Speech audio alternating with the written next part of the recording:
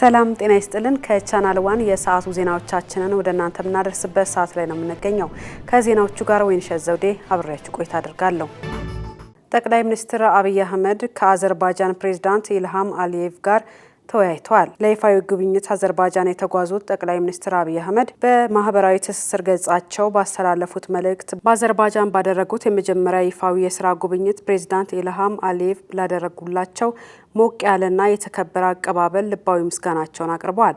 ባለፉት ጥቂት ዓመታት በአቪዬሽን ዘርፍ በኢንዱስትሪ ፓርኮችና በነፃ የንግድ ቀጠናዎች እንዲሁም በኢትዮጵያ ኢንቨስትመንት ሆልዲንግስና በአዘርባይጃን አቻው መካከል በተደረጉ የኢኮኖሚ ትብብሮች ላይ በመመስረት የሀገራቱ አጋርነት በየጊዜው ያደገ መምጣቱን አመልክተዋል። የትብብር ዘርፎቹ ለሁለትዮሽ ግንኙነት መጠናከር መሰረት የጣሉ ሲሆን ዛሬ ከፕሬዝዳንቱ ጋር በተደረገው ጥልቅ ውይይትም ግንኙነቱንና ትብብሩን ይበልጥ ለማጠናከርና ወደ ላቀ ደረጃ ለማሳደግ ከስምምነት ላይ መደረሱን ተናግረዋል። የሀገራቱ መሪዎች በዛሬው ዕለትም በመከላከያና በሌሎች ዘርፎች ዙሪያ የመግባቢያ ሰነዶች ፊርማ ስነ ስርዓት ላይ መገኘታቸውን ጠቅላይ ሚኒስትሩ ጠቁመዋል። በመጪው ሀገር አቀፍ ምርጫ ምክንያት የዩኒቨርሲቲ ትምህርት እንደማይቋረጥ የትምህርት ሚኒስቴር አስታወቀ። ለዝርዝሩ አናውል ተስፋ።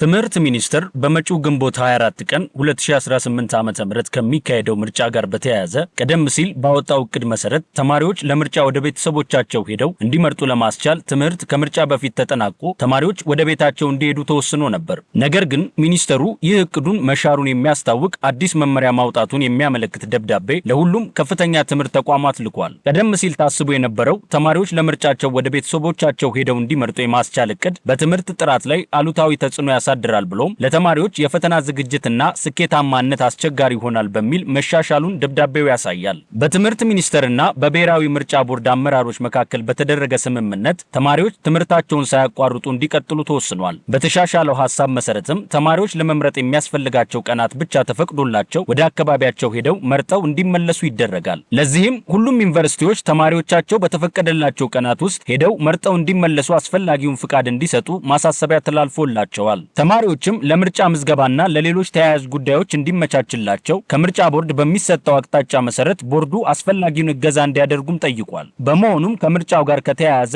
የዩኒቨርሲቲ ተማሪዎች ትምህርታቸውን ሙሉ በሙሉ አቋርጠው ወደ ቤት አይሄዱም። ይልቁንም ለመምረጥ የሚያስፈልጋቸውን የተወሰኑ ቀናት ፍቃድ አግኝተው ምርጫውን መርጠው እንዲመለሱ ተወስኗል።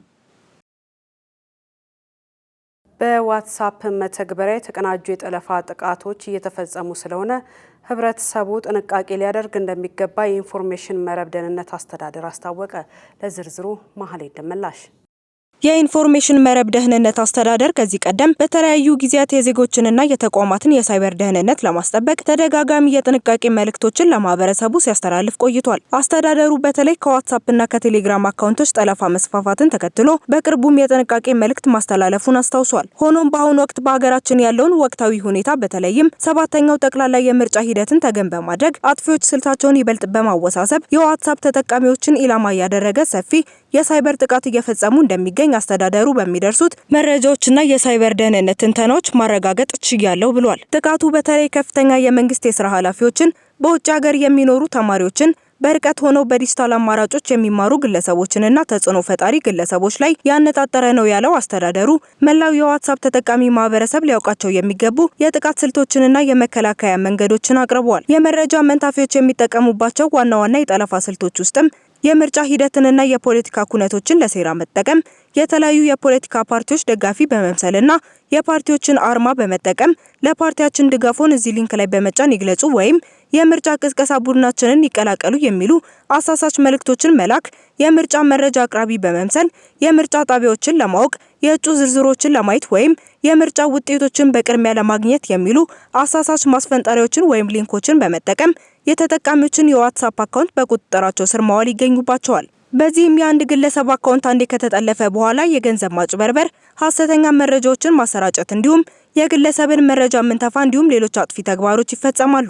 ራስንና ተቋምን ለመጠበቅም አጠራጣሪ ሊንኮችን አለመጠቀም፣ ማንኛውም አይነት የገንዘብ ጥያቄዎችን በስልክ ደውሎ ማረጋገጥ እንዲሁም የተለያዩ የደህንነት ጥንቃቄ መንገዶችን መጠቀም እንደሚገባም ተመላክቷል። አካውንቱ ከተጠለፈም የዋትስአፕ መተግበሪያውን በማጥፋት ድጋሚ መመዝገብ እንደሚገባ ተገልጿል። የኢንፎርሜሽን መረብ ደህንነት አስተዳደር የሀገሪቱን የሳይበር ምህዳር ደህንነት ለማስጠበቅ የሚሰራቸውን ስራዎች አጠናክሮ የሚቀጥል ሲሆን ህብረተሰቡም አስፈላጊውን ጥንቃቄ በማድረግ ለሳይበር ሌቦች በር እንዳይከፍት ያሳስባል።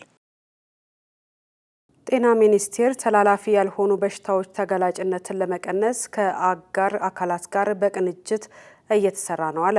የአዲስ አበባ ዩኒቨርሲቲ ጤና ሳይንስ ኮሌጅ በካንሰር ምርምር ላይ የሚያተኩረውን ፕሮጀክት የመጀመሪያ ምዕራፍ በማጠናቀቅ ሁለተኛውን ምዕራፍ ይፋ አድርጓል። ለዝርዝሩ ሄሮዳይት ንጉሴ።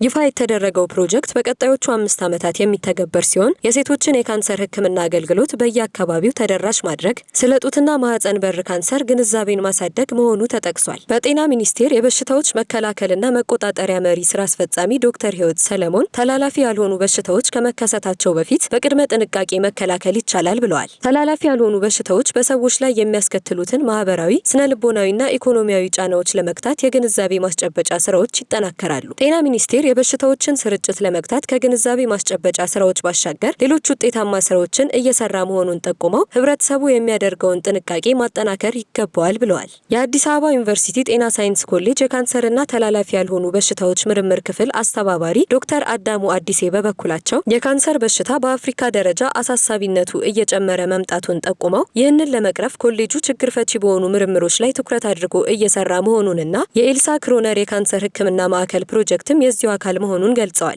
የአዲስ አበባ ጤና ቢሮ የጤና ማጎልበትና በሽታ መከላከል ዳይሬክተር አቶ ጌቱ ቢሳ እንደገለጹት ፕሮጀክቱ በተለይ በእናቶች ላይ የሚከሰቱ የጡትና የማህፀን በር ካንሰርን ለመቀነስ ትልቅ ሚና አለው። ቀደም ሲል በተመረጡ ሆስፒታሎች ብቻ ይሰጥ የነበረው አገልግሎት አሁን በፕሮጀክቱ አማካኝነት ወደ ጤና ጣቢያዎች ዝቅ እንዲል መደረጉንም ተናግረዋል። ኢትዮጵያ የአፍሪካውያን የህክምና ቱሪዝም መዳረሻ እየሆነች ነው ተባለ። አፍሪካውያን በአይን፣ በጥርስ፣ በአንጎል፣ በመካንነትና በሌሎች ስፔሻላይዝ የህክምና ዘርፎች አገልግሎት ለማግኘት ወደ ኢትዮጵያ እየመጡ መሆኑን የጤና ሚኒስቴር አስታውቋል። ኢትዮጵያን ቀጠናዊ የህክምና ቱሪዝም ማዕከል ለማድረግ ከአዲስ አበባ በተጨማሪ በክልል ከተሞች ግዙፍ ሆስፒታሎች እየተገነቡና በዘመናዊ የህክምና መሳሪያዎች እየተሟሉ መሆኑን የጤና ሚኒስትር ዴኤታ ዶክተር ደረጀ ዱጉማ ተናግረዋል። የህክምና ባለሙያዎች በውጭ ሀገር በሰብ ስፔሻሊቲ እንዲሰለጥኑ በማድረግ ረገድ ትኩረት ተሰጥቶ እየተሰራ መሆኑንም ሚኒስትር ዴኤታው ገልጸዋል። መሰረታዊ የህክምና መሳሪያዎችንና መድኃኒቶችን በሀገር ውስጥ የማምረት አቅም 40 በመቶ መድረሱንና በቀጣይ ዓመት ወደ 60 በመቶ ለማሳደግ መታቀዱን ሚኒስትር ዴኤታው ጠቁመዋል። በአፍሪካ የጤና ኤክስቴንሽን የሰው ኃይል ፕሮግራሞችን ማጠናከር ላይ ያተኮረ ከ20 በላይ የአፍሪካ ሀገራት የሚሳተፉበት የጤና ዘርፍ አካላት ጉባኤ በአዲስ አበባ መካሄድ ጀመረ። የጤና ሚኒስትር ዶክተር መቅደስ ዳባ በጤና ኤክስቴንሽን ባለሙያዎች ላይ የሚደረጉ ኢንቨስትመንቶች ለተሻሻለ የጤና ውጤት ብቻ ሳይሆን ለስራ እድል ለማብቃትና ለእድገት አስተዋጽኦ ያደርጋል ብለዋል። ጸጋኔ ተሰማ ተጨማሪ ዛብታለች።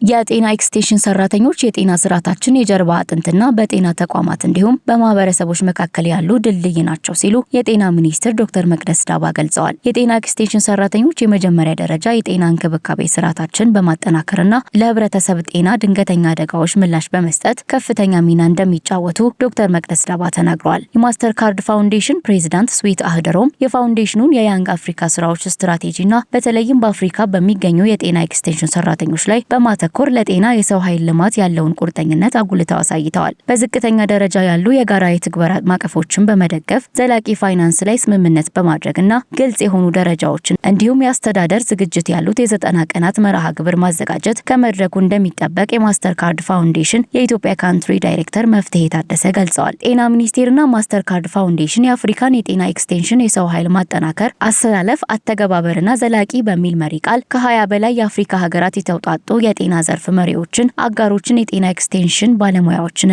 የፋይናንስ ድርጅቶችን አሰባስቧል። ከውጭ ምንጭ ወዳገኘናቸው መረጃዎቻችን እናልፋለን። የፓኪስታንና አፍጋኒስታን ሰሞነኛ ውጥረት ወደ ይፋዊ ጦርነት አምርቷል። በፓኪስታንና በአፍጋኒስታን መካከል ለወራት የዘለቀው ውጥረት ተባብሶ ፓኪስታን ዛሬ ጎህ ሳይቀድ በአፍጋኒስታን ዋና ከተማ ካቡልና በደቡባዊቷ ካንዳሃር ከተማ ላይ የአየር ጥቃት መፈጸሟ ተረጋግጧል። ለዝርዝሩ አማሩ ገብሩ።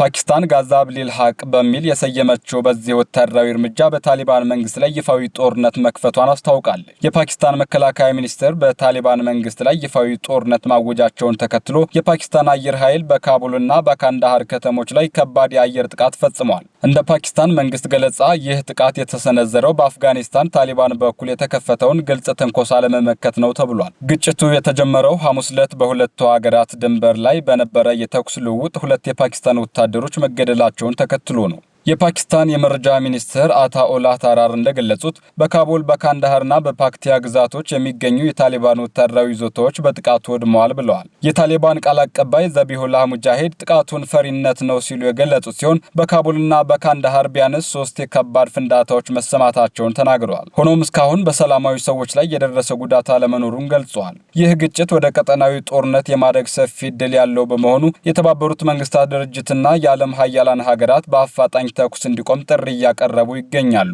ዘገባው የሮይተርስ ነው። የቻይና መንግስት 9 የጦር ኃይል አመራሮችን ጨምሮ 19 ከፍተኛ ኃላፊዎችን ከህግ አውጭነት አባልነት አነሳም። ተጠባቂ ከሆነውና በመጪው ሳምንት ከሚካሄደው የሀገሪቱ ወሳኝ የፖለቲካ ስብሰባ በፊት ይህ እርምጃ መወሰዱ አነጋጋሪ ሆኗል። ሊዲያ ዝናቡ ተጨማሪ ይዛበታለች። ቻይና በቀጣይ ሳምንት ከሚካሄደው ትልቅ ዓመታዊ የፖለቲካ ስብሰባ በፊት 19 ኃላፊዎችን ከነዚህም 9 የጦር ኃይል አመራሮችን ከህግ አውጪ አባልነታቸው አስወግዳለች። ውሳኔው መተላለፉን የቻይና ከፍተኛ የህግ አውጪ አካል ናሽናል ፒፕልስ ኮንግረስ ቢያስታውቅም ይፋዊ የሆነውን ምክንያት ግን አልገለጸም። በቅርቡ በሀገሪቱ ከፍተኛ የጦር ጀነራል የነበሩት ዣንግ ዮግዚያ ከባድ የህግና የስነ ምግባር ጥሰት ፈጽመዋል በሚል በፕሬዝዳንት ሺጂኒንግ ከኃላፊነታቸው እንዲወገዱ ከተደረገበት ውሳኔ በኋላ የተላለፈ ትልቅ ውሳኔ ተብሎለታል። ውሳኔው ከተላለፈባቸው መካከል በኮማንደርነት ማዕረግ ላይ ይገኙ የነበሩ የቀድሞ የፓርቲ ኃላፊዎች፣ የጦር መኮንኖችና የክልል አመራሮች ይገኙበታል። ፕሬዝዳንት ዢ ከ2013 ዓ.ም ጀምሮ በከፍተኛና ዝቅተኛ ደረጃ የሚገኙ ኃላፊዎችን የሚያካትት ታይገር ሴንፍላይስ ተብሎ የሚጠራ የሙስና መከላከያ ዘመቻ እንዲጀመር ማድረጋቸውን ተከትሎ አንዳንዶች ዘመቻው ለቻይና ኮሚዩኒስት ፓርቲ ትልቁ አደጋ ነው ሲሉት፣ ሌሎች የፖለቲካ ተቃዋሚዎችን ለማጥፋት ተብሎ የተዘጋጀ ነው በሚል ይተቹታል። በመጪው ሳምንት በቤጂንግ ይካሄዳል ተብሎ በሚጠበቀው ትልቅ የፖለቲካ ስብሰባ የዢ መንግስት የ5 ዓመት የልማት እቅዱንና የኢኮኖሚ ዓመታዊ ግቦችን ይፋ ያደርጋል ሲል የሀገሪቱ የቴሌቪዥን ጣቢያ ሲጂቲኤን ዘግቧል። ሩሲያ በአዳዲስ ቴክኖሎጂዎች ያላትን እውቀት ለሰው ልጆች በሚጠቅም መልኩ ለማካፈል ዝግጁ መሆኗን ፕሬዝዳንት ቭላዲሚር ፑቲን ገለጹ። ዝርዝሩ የአማሩ ገብሩ ነው። የሩሲያው ፕሬዝዳንት ቭላዲሚር ፑቲን በሞስኮ በተካሄደው የወደፊት ቴክኖሎጂዎች ፎረም ላይ ባደረጉት ንግግር የወደፊቱ ቴክኖሎጂዎች ለሁሉም እንጂ ለጥቂቶች ብቻ መሆን የለባቸውም ብለዋል። ሀገራቸው በአዳዲስ ቴክኖሎጂዎች ላይ ያላትን እውቀት የሰው ልጆችን በሚጠቅም መልኩ ለማካፈል ዝግጁ መሆኗን የጠቀሱት ፕሬዝዳንቱ በዚህ ረገድ ባዮቴክኖሎጂና ጄኔቲክስ የ21ኛው ክፍለ ዘመን ወሳኝ ቴክኖሎጂዎች መሆናቸውን ተናግረዋል። ፕሬዝዳንቱ የባዮ ኢኮኖሚ ከሳይንሳዊ እውቀት ባለፈ አዲስ የኢንዱስትሪ ዘይቤን እየፈጠረ መሆኑንና የሰዎችን ሕይወት ለማሻሻል እንዲሁም ስነ ምህዳርን ለመጠበቅ ያለውን ፋይዳ አስረድተዋል። የወደፊት ቴክኖሎጂዎችን በእኩልነት ማግኘት ለስልጣኔ ፍትሃዊ እድገት መሰረታዊ ቅድመ ሁኔታ መሆኑን በመጥቀስ እነዚህ እድሎች የጥቂት ወገኖች ብቻ መሆን እንደሌለባቸው አሳስበዋል። በመሆኑም ሩሲያ በዘርፉ ያላትን ልምድና እውቀት ለሰው ልጆች በሚጠቅም መልኩ ታካፍላለች ያሉት ፑቲን በተለይም በብሪክስና በሌሎች ማህበራት አማካኝነት በባዮቴክኖሎጂ ዘርፍ የጋራ ሳይንሳዊ ትምህርታዊና የኢንቨስትመንት መርሃ ግብሮችን ለመተግበር ሩሲያ ቁርጠኛ መሆኗን ተናግረዋል። ዲጂታል ፕላትፎርም ሰው ሰራሽ አስተውሎት ከባዮቴክኖሎጂ ጋር ተዳምረው የምግብ ዋስትናን ለማረጋገጥ የአየር ንብረት ለውጥን ለመቋቋም ትልቅ ሚና እንደሚጫወቱም አመልክተዋል። በቴክኖሎጂው ትልቅ ደረጃ ደርሳለች የምትባለው ጃፓን በኦፕቲካል ፋይበር አማካኝነት በሰከንድ 1.02 ፔታቢት የሚጓዝ እጅግ ከፍተኛ የኢንተርኔት ፍጥነት በማስመዝገብ የዓለም ክብረ ወሰንን ሰብራለች። ይህ አዲስ የፍጥነት መጠን በቁጥር ሲሰላ በሰከንድ 1 ሚሊዮን ሜጋቢት ሲሆን በአሁኑ ወቅት በዓለም ላይ ካለው መደበኛ የብሮድባንድ የኢንተርኔት ፍጥነት በአማካኝ በ4 እጥፍ የሚፈጥን መሆኑ ተገልጿል። የጃፓን ሳይንቲስቶች ይህንን ስኬት ለማስመዝገብ በ1800 ኪሎ ሜትር ርቀት ላይ የተዘረጋ ባለ 19 ኮር የኦፕቲካል ፋይበር መስመርን ተጠቅመዋል። ይህ ውጤት አዲስ የቴክኖሎጂ ምዕራፍ ሲሆን ወደፊት የዓለም የኢንተርኔት አገልግሎት ምን ያህል አስገራሚ ፍጥነት ሊኖረው እንደሚችል ማሳያ ተደርጎ ተወስዷል። ሳይንቲስቶቹ ይህ ቴክኖሎጂ በነባር የመገናኛ መስመሮች ላይ በቀላሉ ሊገጠም እንደሚችል ጠቁመዋል። ከዚህ በፊት ከአእምሮ ሞት በኋላ ብቻ ይካሄድ የነበረው የአካል ክፍል ልገሳ አሁን ላይ የልብ ምት ከቆመ በኋላም የሚፈጸም ሆኗል። ይህ ሂደት በዓለም አቀፍ የአካል ክፍል ልገሳ መርሃ ግብሮች ውስጥ አዲስ ለውጥ ሆኖ ተመዝግቧል። ሄሮዳይ ንጉሴ ተጨማሪ አላት። ከዚህ በፊት ከአእምሮ ሞት በኋላ ብቻ ይፈጸም የነበረው የአካል ክፍል ልገሳ አሁን ግን የልብ ምት ከቆመ በኋላም እየተፈጸመ መሆኑን የቅርብ ጊዜ የሕክምና ዘገባዎች እያመላከቱ ይገኛል። ይህም በዓለም አቀፍ የአካል ክፍል ልገሳ ስርዓቶች ውስጥ ትልቅ ለውጥ መሆኑን ያሳያል። በቀደመው ጊዜ አብዛኛው የአካል ክፍል ልገሳ የሚፈጸመው ሙሉ በሙሉ የአእምሮ ተግባር ከተቋረጠ በኋላ ማለትም የአእምሮ ሞት ከተረጋገጠ በኋላ ነበር። በዚህ ሁኔታ ልብ ቢመታም ሰውየው ሕይወቱን እንደጨረሰ ይቆጠር ነበር። አሁን ግን ከደም ዝውውር ሞት በኋላ የሚደረግ ልገሳ ወይም ሲዲሲ ተብሎ የሚጠራው አዲስ ስርዓት በስፋት እየተስተዋለ ነው። በዚህ ሂደት የታካሚው ህይወት የማይቀጥል ሁኔታ ላይ እንዳለ ከተረጋገጠ የህክምና ድጋፉ ይቋረጣል። ልቡ ከቆመ በኋላም ሞቱ በህግ ይጸድቃል። ይህ ለውጥ በዋናነት ሊሰራ የቻለው በህክምና ቴክኖሎጂ እድገት ምክንያት ሲሆን አዳዲስ መሳሪያዎችና ዘዴዎች የአካል ክፍሎች ከልብ ምት መቆም በኋላ ጥራታቸውን ጠብቀው እንዲቆዩ በማስቻላቸው ነው። ይህም ከዚህ ቀደም ሊያገለግሉ የማይችሉ ተብለው የሚቆጠሩ የነበሩ አካላትን ለልገሳ አመቺ እንዲሆኑ አድርጓል። እንደ አሶሺየትድ ፕሬስ ዘገባ በአሜሪካ ብቻ የአካል ክፍል ልገሳ የሚጠባበቁ ሰዎች ቁጥር ከ100,000 በላይ ነው። ታዲያ የዚህ አይነቱ ከልብ ምት መቋረጥ በኋላ የሚደረገው ህክምና በፈረንጆቹ 2000 ከነበረው 2 በመቶ በ2025 ወደ 49 በመቶ ከፍ ብሎ ታይቷል። ይህም በሺዎች ለሚቆጠሩ ታካሚዎች የመዳን እድልም ፈጥሯል። ከዚህ ጋር ተያይዞ የስነ ምግባር ጥያቄዎችም ተነስተዋል። ባለሙያዎች ሞት የተፈቀደ ግልጽና የተረጋገጠ መሆን እንዳለበት ያስጠነቅቃሉ። በዚህም ምክንያት አዲስ መመሪያዎችና የቁጥጥር ስርዓቶች እየተዘጋጁ ይገኛል። ከልብ ምት መቆም በኋላ የሚፈጸም የአካል ክፍል ልገሳ በዘመናዊ ህክምና ውስጥ አዲስ ተስፋ መክፈቱን የሚያመላክት ሲሆን ይህ ለውጥ የተጠናከረና ህጋዊ የስነ ምግባር ክትትል ካገኘ ግን በዓለም ዙሪያ ለብዙ ሰዎች አዲስ የህይወት ተስፋ ሊሆን ይችላልም ተብሎለታል። ዘገባው የአሶሺየትድ ፕሬስ ነው። በአሜሪካ የማንበብና የመጻፍ ልምድ እየቀነሰ በመምጣቱ ልጆች ትምህርት ቤት ከመግባታቸው በፊት የንባብ ክህሎታቸውን አስቀድሞ ለመለየት የሚያስችል ምርመራ በተወሰኑ ሆስፒታሎች ውስጥ መካሄድ ጀምሯል።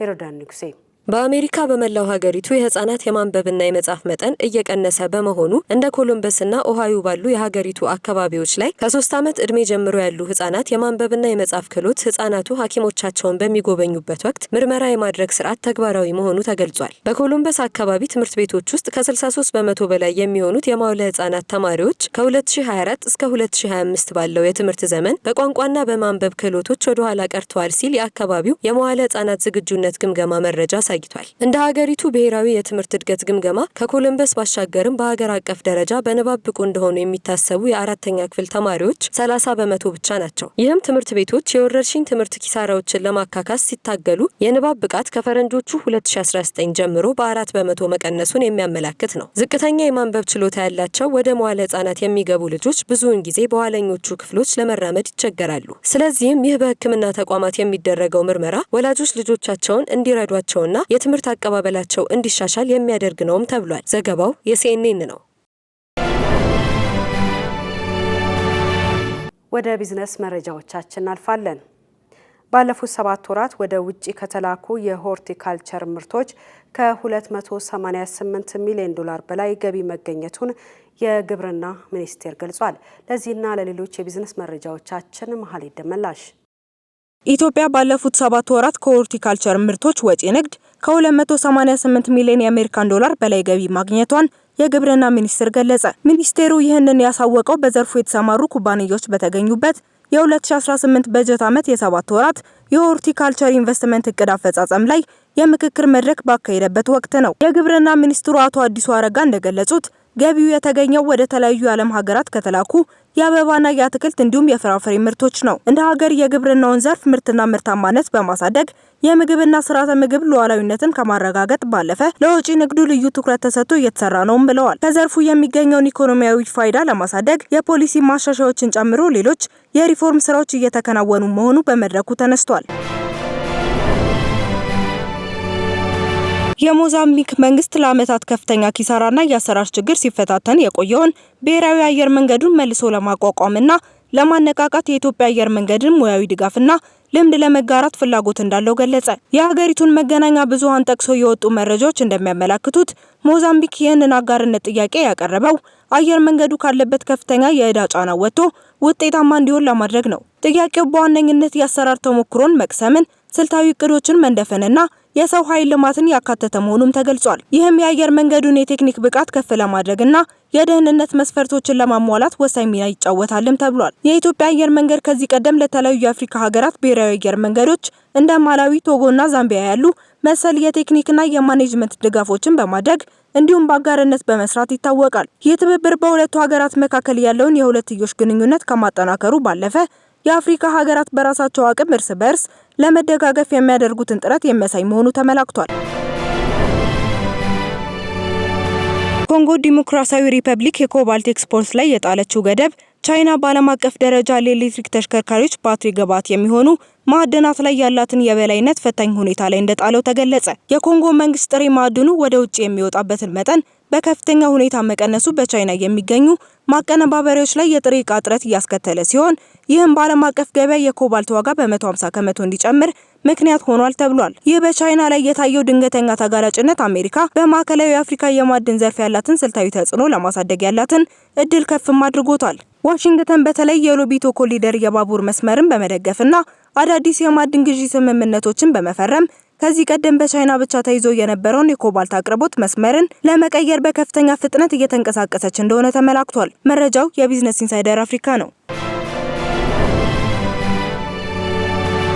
ፎርድ ሞተር ካምፓኒ በአሜሪካ የሚገኙ ከ4.3 ሚሊዮን በላይ የፒክአፕ መኪናዎችን በሶፍትዌር ስህተት ምክንያት ወደ አገልግሎት ማዕከል መጥራቱን አስታወቀ። ብልሽቱ በትሌር መቆጣጠሪያ ላይ የሚከሰት ሲሆን ይህም የትሌር ፍሬንና መብራቶች ድንገት ስራ እንዲያቆሙ ሊያደርግ እንደሚችል ተገልጿል። በዚህ ጥሪ ውስጥ ከ2021 እስከ 2026 ሞዴል የሆኑት F150 ሬንጀር እና ሊንኮን ናቪጌተር እንዲሁም ሌሎች ሞዴሎች ተካተዋል። ለዚህ መፍትሄው የሶፍትዌር ማሻሻያ መሆኑን ፎርድ ገልጿል። በተጨማሪም አብዛኞቹ መኪኖች ማሻሻያውን በኢንተርኔት በቀጥታ ያገኛሉ ያለ ሲሆን ባለቤቶች እስከ መጋቢት 2026 ድረስ የጽሑፍ ማሳወቂያ እንደሚደርሳቸው ገልጿል። የናይጄሪያው ፕሬዝዳንት ቦላ ቲኑቡ ጥሬ የሺያ ቅቤ ወደ ውጭ እንዳይላክ የተጣለውን እገዳ ለተጨማሪ 1 ዓመት እንዲራዘም መፍቀዳቸውን የፕሬዝዳንቱ ቃል አቀባይ ባዩ ኦኑግ አስታወቁ። ይህ እርምጃ የተወሰደው በሀገር ውስጥ ምርቱን በማቀነባበር ተጨማሪ እሴት ለመጨመርና የኢንዱስትሪ እድገትን ለማፋጠን ካለው አጀንዳ ጋር በተያያዘ ነው። የዚህ ውሳኔ ዋና ዓላማ ናይጄሪያውያን ጥሬ ምርቱን በሀገራቸው ውስጥ እንዲያቀነባብሩ ለማበረታታት ነው። ጥሬው ምርት በሀገር ውስጥ ተቀነባብሮ ወደ ሺያ ቅቤ ሲቀየር ለምግብ፣ ለቆዳ እንክብካቤና ለመዋቢያነት ከፍተኛ ዋጋ እንደሚያወጣ ተጠቁሟል። ናይጄሪያ በዓለም ካለው የሺያ ቅቤ ምርት 40% ብታመርትም እስካሁን ከዓለም ገበያ የምታገኘው ድርሻ ግን በጣም አነስተኛ ነው። ስለዚህ ምርቱን በሀገር ውስጥ በማቀነባበር የውጭ ምንዛሪ ገቢን ለማሳደግና ለዜጎች የስራ ዕድልን ለመፍጠር ታቅዷል። በመሆኑም ፕሬዝዳንት ቲኑቡ ከየካቲት 26 ጀምሮ ከዚህ ቀደም የተሰጡ ልዩ ፍቃዶች እንዲሰረዙና ማንኛውም ሽያጭ በናይጄሪያ የሸቀጦች ልውውጥ በኩል ብቻ እንዲከናወን አዘዋል። እንደ አፍሪካን ዴይሊ መረጃ ይህ እርምጃ ናይጄሪያ ባለም አቀፉ የሺያ ቅቤ ገበያ ያላትን ተጽዕኖ ከፍ ያደርገዋል ተብሎ ይጠበቃል። በመጨረሻም ሜትሮሎጂ በቀጣይ ቀናት በአንዳንድ የሀገሪቱ አካባቢዎች ከፍተኛ ሙቀት እንደሚከሰት የኢትዮጵያ ሜትሮሎጂ ኢንስቲትዩት አስታወቀም። በጋምቤላ፣ በሰሜን ምዕራብ፣ በሰሜን ምስራቅና በደቡብ ምስራቅ የሀገሪቱ አካባቢዎች በቀጣዮቹ ጥቂት ቀናት ውስጥ ከፍተኛ ሙቀት እንደሚጠበቅ ኢንስቲትዩቱ አስታውቋል። በእነዚህ አካባቢዎች የቀኑ ከፍተኛ የሙቀት መጠን እስከ 39.9 ዲግሪ ሴልሺየስ ሊደርስ ይችላልም ተብሏል። በሌላ በኩል በደቡብ ምዕራብ አካባቢዎች ላይ የደመና ሽፋን እንደሚጨምር የጠቆመው ኢንስቲትዩቱ በተለይም በቀጣይ ሳምንት የመጨረሻ ቀናት በደቡብ ምዕራብ፣ በደቡብ በመካከለኛው የስምጥ ሸለቆና አዋሳኝ አካባቢዎች ከቀላል እስከ መካከለኛ መጠን ያለው ዝናብ እንደሚኖር ትንበያው አመላክቷል። የሚኖረው እርጥበት የበልግ እርሻ እንቅስቃሴን ቀድመው ለሚጀምሩ አካባቢዎች ለማሳ ዝግጅትና ዘር ለመዝራት ጠቀሜታ እንደሚኖር ተገልጿል። ይሁን እንጂ ከፍተኛ ሙቀት በሚጠበቅባቸው አካባቢዎች የሚገኘው ሕብረተሰብ አስፈላጊውን ጥንቃቄ እንዲያደርግ መልእክት ተላልፏል። ከቻናል ዋን ለሰዓቱ ያዝናቸው ዜናዎቻችን እነዚህን ይመስላሉ። ስለተከታተላችሁ እናመሰግናለን። ዜናውን እየመራው አብሬያችሁ ቆይታ ያደረኩት ወይንሸት ዘውዴ ነኝ። መልካም ጊዜ ይሁንላችሁ።